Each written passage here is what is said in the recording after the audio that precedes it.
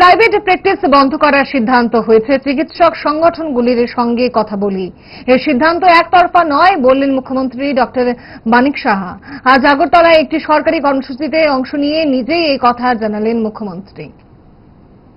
বিভিন্ন যে ডাক্তারবাবুদের যে সংগঠন তাদের সাথে আমি কথা বলেছি, তাদের কনফিডেন্সে নিয়ে তারপর কিন্তু আমরা সেটা ক্যাবিনেটে সিদ্ধান্ত নিয়েছি। ওনারা বলেছেন আমাদের এই সুযোগ সুবিধা যদি দেন, কারণ আমরা মেইন উদ্দেশ্য হচ্ছে মানুষ হসপিটালে যাবে, বিশেষ করে মেডিকেল কলেজে, সেখানে যারা সুপার স্পেশালিস্ট থেকে আরম্ভ করে যারা ডাক্তারবাবুরা আছেন তারা যেন নিয়মিত থাকে। আদারওয়াইজ কি হয়, একটা সবসময় প্রাইভেট প্র্যাকটিসের জন্য তাদের একটা টান থাকে, সবসময় যে কখন ওখানে যাবে সময় মতো যায় না, এই কমপ্লেন অনেক আছে। তো ওনাদেরকে বললাম যে মেডিকেল কলেজে যদি আপনারা থাকতে হয় তো প্রথমে আমরা মেডিকেল কলেজে আমরা বন্ধ করেছি 20% আমরা তাদের বেতন এবং ডিএর সাথে যুক্ত করে আমরা সেটা করেছি। ওনাদের কথা মতো প্রমোশন প্রপার সময় মতো যেন হয় তার ব্যবস্থা করেছি।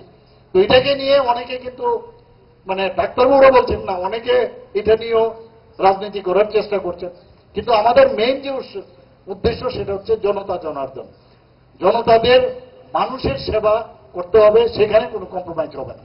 তো এটা একটা নতুন একটা বলিষ্ঠ পদক্ষেপ আমি মনে করি। আমরা প্রথমেই টার্গেট করলাম আমাদের আগরতলা গভর্নমেন্ট মেডিকেল কলেজ, সেখানে আমরা টার্গেট করলাম।